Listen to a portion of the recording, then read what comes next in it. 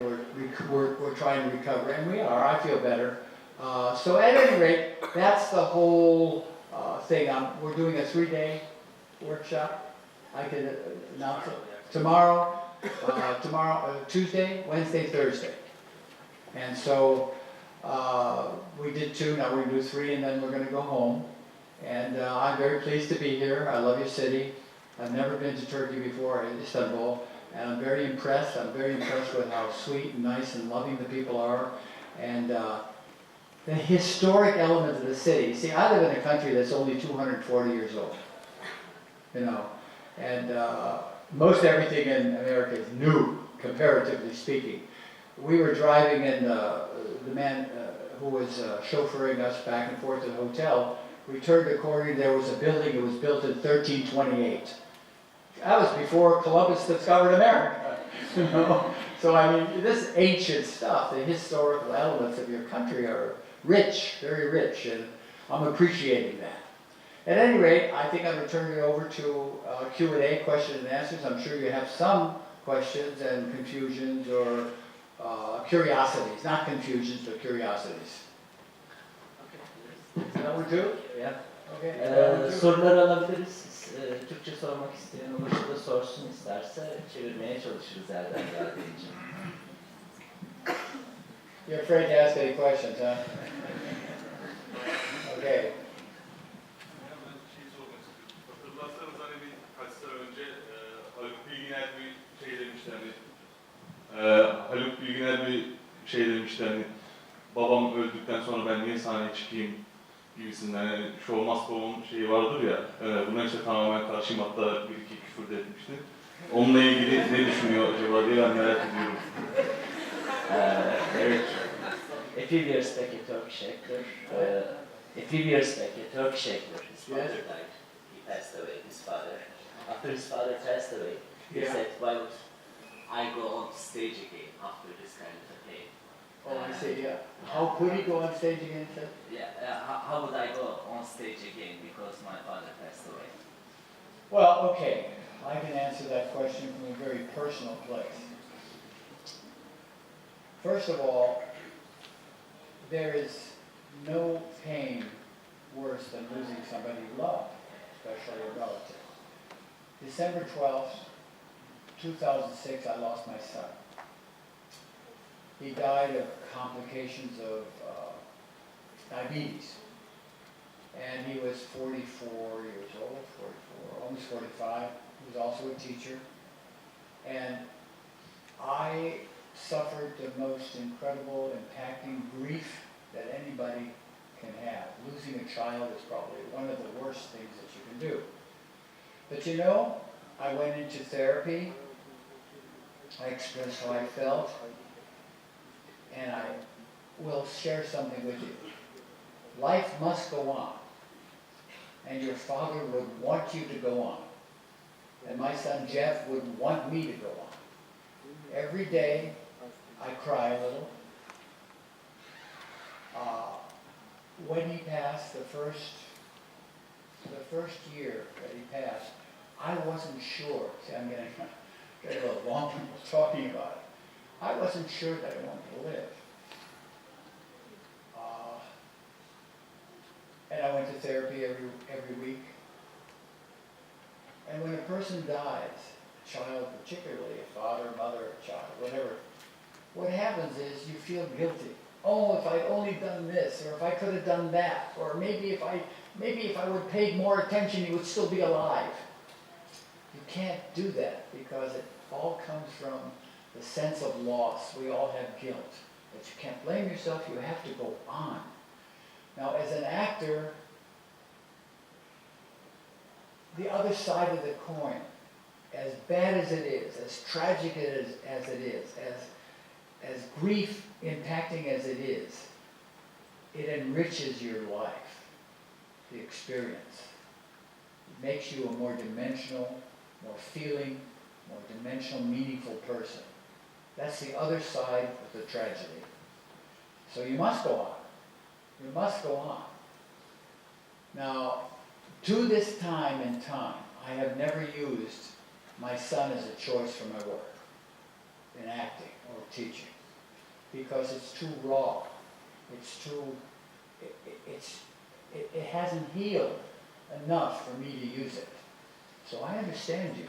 I understand you on a visceral level, on a personal level. But you must go on. You must go on. Okay? Yes. Somebody give her a mic. Hi. She's going to give you a microphone.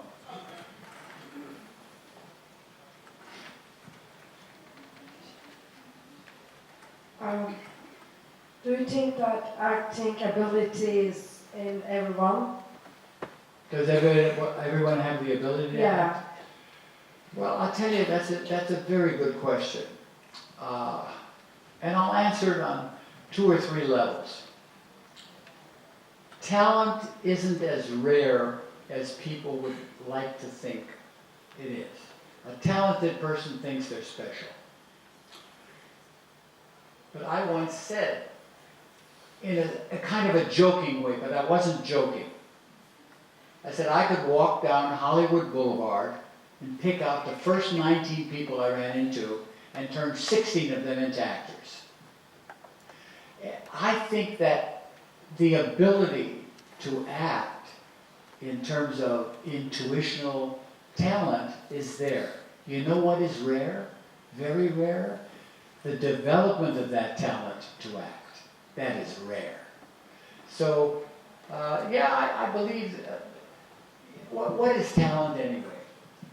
I'll give you a definition of talent. Acting talent. The ability to experience, feel, and be affected by the largest number of external stimulus, external events, external happenings, and the successive ability to take that impact and express your responses to it. That's a kind of a thumbnail definition of talent. Okay? Anybody else? Yes. She needs a mic. There you go. You get a lot of exercise doing this. So she said, hey. First row. Hi, I want to ask, how can we develop ourselves? What? How can we develop ourselves? Yeah, how can be another person we doesn't even know? Where's she at? In act. I do that. Training. Yeah. How can Could we be what? develop? But you see, that's a misunderstanding. That's not real. You never are anybody else. If you become somebody else, you're schizophrenic.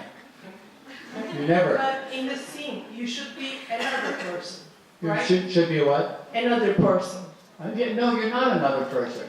You find what is in that person in yourself, and you access that. We are multifaceted people.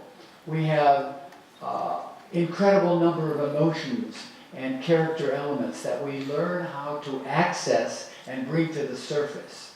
You know? You mean we can find ourselves? Yes, in it's ourselves. there. Yeah. It's there. See, okay, let me give you an example. I'm an actor, and I'm on Broadway, and I'm playing Adolf Hitler. You know who he was? Yeah. And you see, Hitler didn't think he was a bad person. He thought he was saving the world. As sick as he was, and as distorted as he was, and what an antichrist he was, and a demon he was, he thought he was doing a good thing. But his prejudice, his bigotry, his passions, his insanity, I could find parallels in my life that I can bring up that doesn't have to do with killing people or Holocaust or taking over the world, but they manifest themselves with the same kind of passion, different choice areas, okay? All right. The play closes, and I fly back to Hollywood, and I get a part playing Jesus Christ. Jesus Christ. See, Christ. I just finished playing Hitler. the Antichrist. So, how do I do that? I access the spiritual lovingness that I possess as a person, and the faith that man is good, and I get in touch with my loving self and the love I have for people, and my teaching ability to touch people and change them, I use as Jesus. You know, it's a parallel. So I just played Hitler, now I'm playing Jesus. It's all there. It's all internally there and it's accessible. Got it? Good.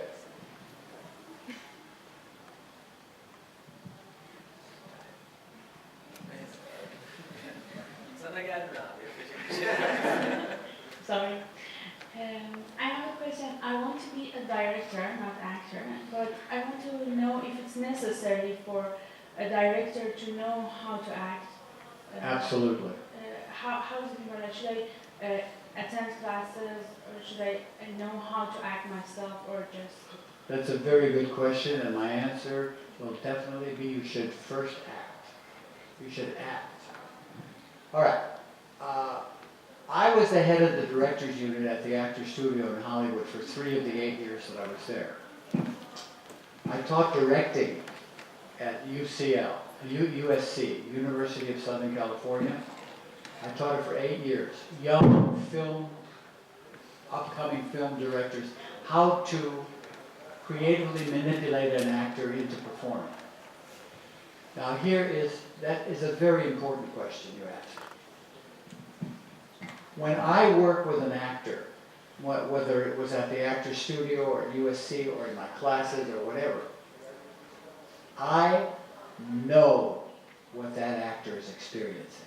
Not from here, but from here, because I've experienced it, you know? I can perceive and observe and know what an actor is going through as I'm directing them and what they're feeling, what their insecurities are. And I know from experience, not only from teaching experience or directing experience, but from my own being an actor, I am totally in touch with them. When I was directing at the Actors Studio, see, here's the problem with there's a separation between directors, producers, and actors. It's kind of like the actor is the labor, and the director is the corporate energy. The minute you separate that from an actor, you cannot really communicate with an actor. When I was directing at the Actors Studio, I could ask an actor to do anything. I want you to get on the floor, and I want you to really get into your pain. I want you to do a primal moment. And they would do anything I asked them to do without question, because you know why? They know I would do it. They know I not only would understand it, but that I could do that and would do that with them. So it was never them and me, it was us, we. So if you want to direct, whether it's theater, film, or whatever, take acting for 3 or 4 years. Get your rear end up on that stage and feel what it feels like, what we go through. The fears, the insecurities, the trepidations, the fear of failure, the fear of ridicule, the fear of embarrassment, all of that. And once you can experience that, you know how to direct an actor. Got it? Merhaba. Sizin tekniğinizi kullanan oyuncuların bazı psikolojik problemler yaşadığına dair sorunlar duyuyoruz. Bununla ilgili bir şeyler söyleyebilir misiniz bize? Ve bu tarz durumlarda nasıl başa çıkabiliriz? Oyuncu yönetirken ya da çalışırken. Bu bir muamma gibi duruyor, özellikle Türkiye'de. You're making me laugh. Okay. All right. I'm going to give you a long answer. Okay? Do you understand English? Oh, good. All right.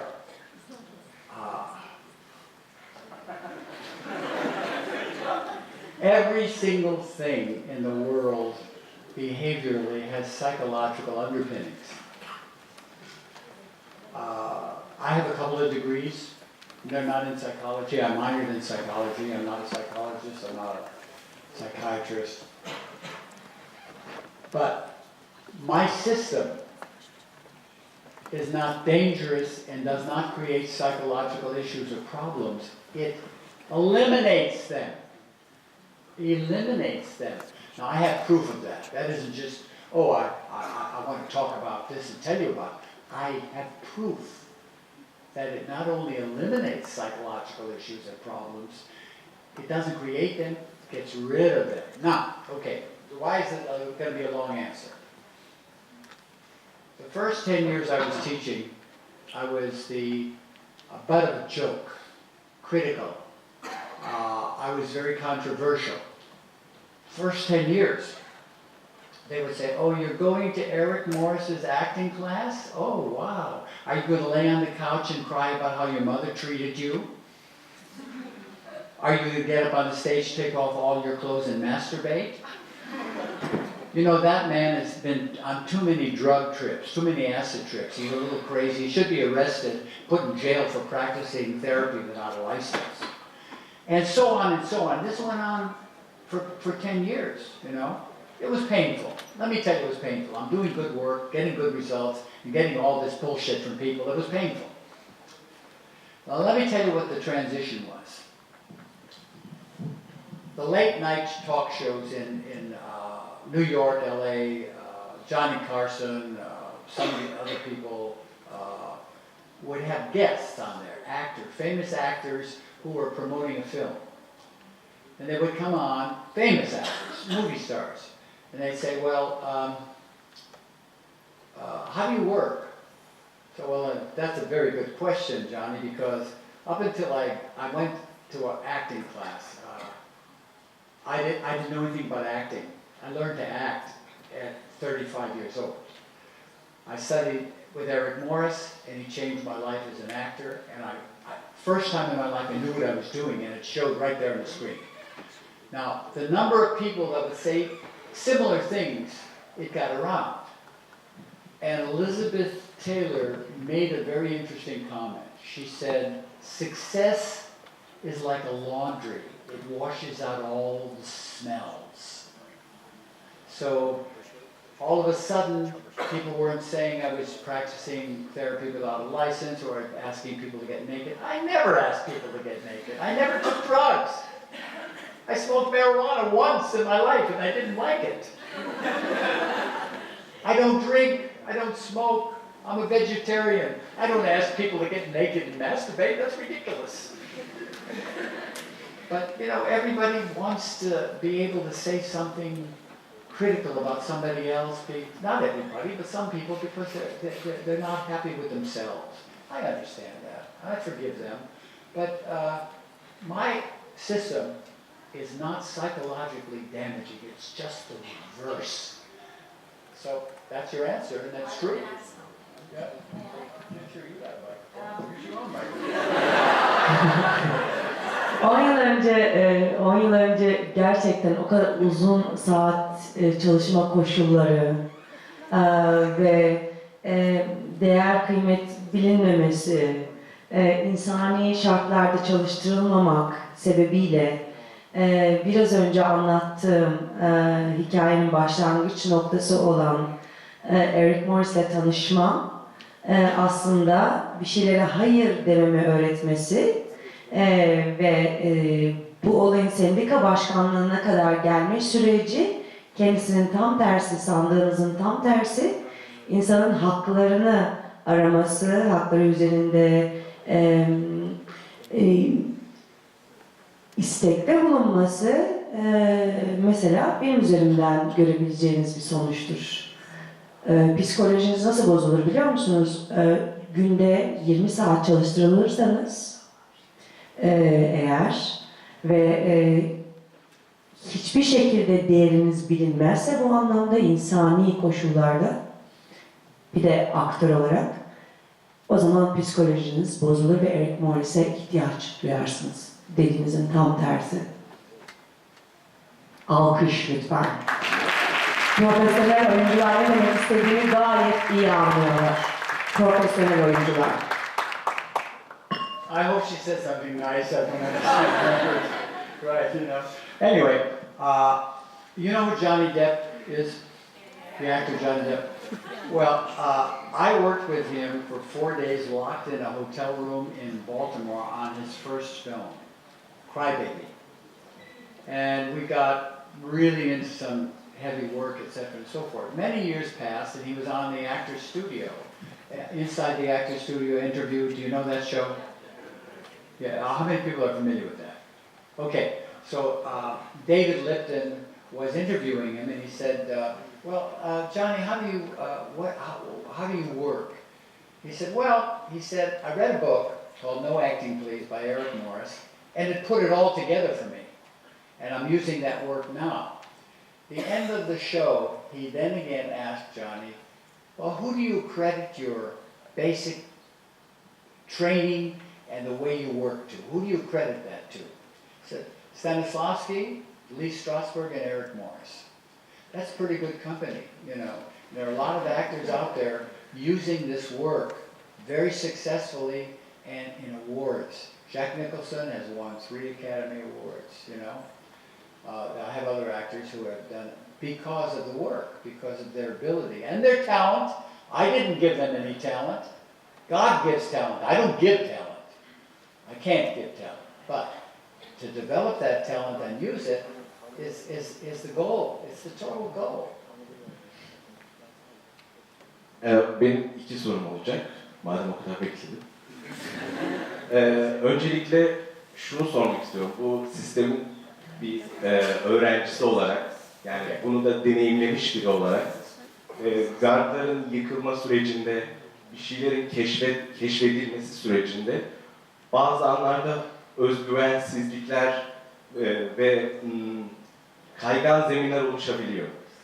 Bunu hiç kendisi, kendi öğrencilerinde deneyimlemiş mi ve bu süreç nasıl daha fazla zorlaştırıcı olmadan atlatılabilir? Okay, I'm trying to interpret what you're asking.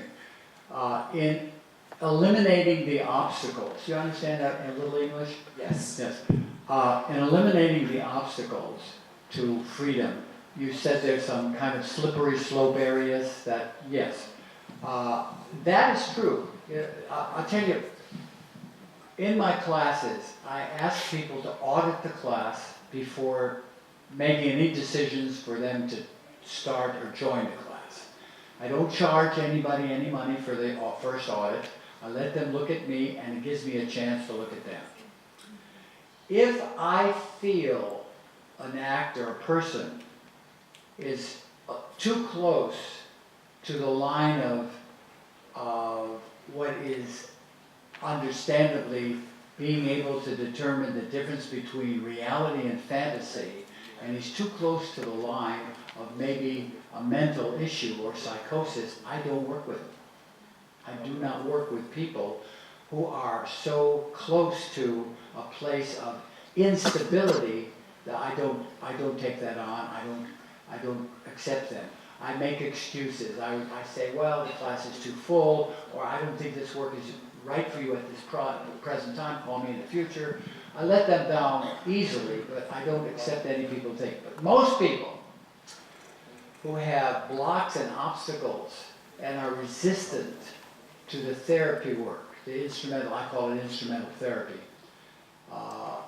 Most people who are resistant, I slowly peel away the layers of that resistance. It's like peeling an onion, you know?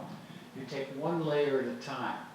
And I encourage them to become much more confident and secure with me, with the class, and with the work. And over a period of time, those terrifying areas that they are afraid to address, they get less frightened of, less terrified of, and they're willing to address them and overcome them. But I'm very, very, very careful and sensitive to people's well-being. I don't think I have ever damaged, to my knowledge, I don't think I've ever damaged one person in my teaching. İkinci sorumsa bir yönetmen ve oyuncu olarak, yani bir projede yönetmen olarak yer aldıktan sonra bir oyuncu olarak diğer projede yönetmen kimliğini nasıl dizginleyebiliyor veya bununla nasıl mücadele edebiliyor? Let me get a check.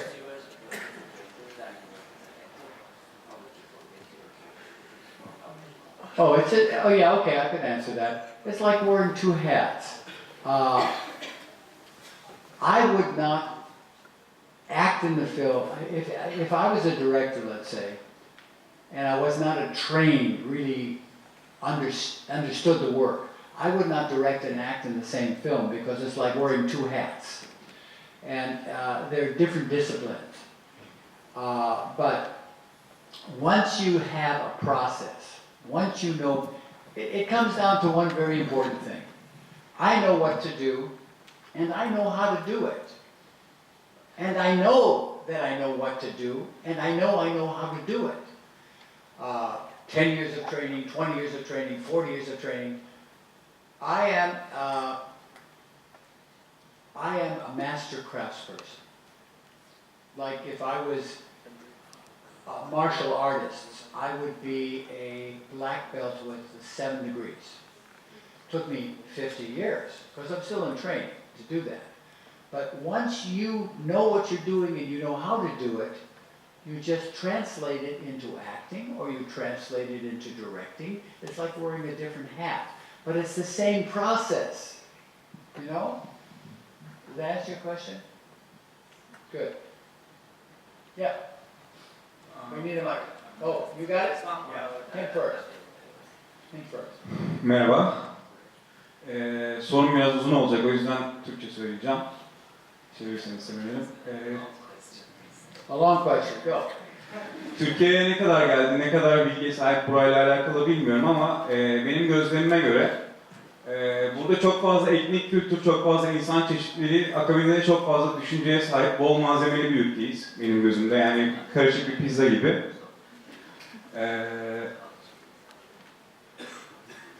Ancak iyi bir eğitim sistemi yok her konuda. Sadece oyunculuk konusunda değil, Avrupa'ya göre bayağı bir gerideyiz bu konuda. Yani insanlar kendilerini iyi tanımıyor, iyi yönlendirilmiyor, iyi bir rehberlik hizmeti yok.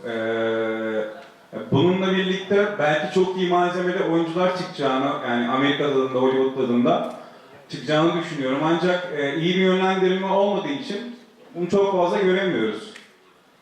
Türkiye'deki oyuncular hakkında, yani yetişen oyuncular, yetişmiş oyuncular hakkında neler düşünüyor? Okay, good, I got it. I got it. Okay, to address the first part of what you said, there are many cultures in Turkey. Not even 1% of 100 of the mixture of cultures in America.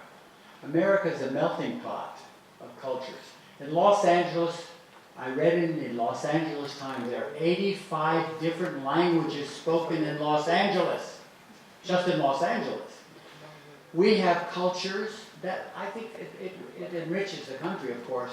We have multiple cultures. And so it isn't just like there are many cultures in Turkey. I don't know a lot about Turkey, and I'm sure there are many cultures. People come from all over. But my mother and father were born in Odessa. They came to America in 1912. I'm first generation American. I was born in Chicago. Okay. So the cultures are varied.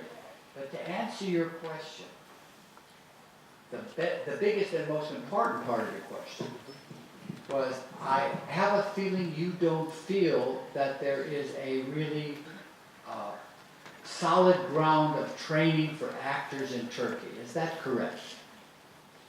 Yes? I don't know, but I will accept that. I have been working with Meltem to encourage her to start a class in Istanbul. She's qualified, she's capable, she knows the work. You know her as an actress, you know her. You should know her as a teacher. She knows what she's doing, and maybe from that one teacher will come 2 teachers, and then maybe from those 2 teachers will come 4 teachers, and maybe we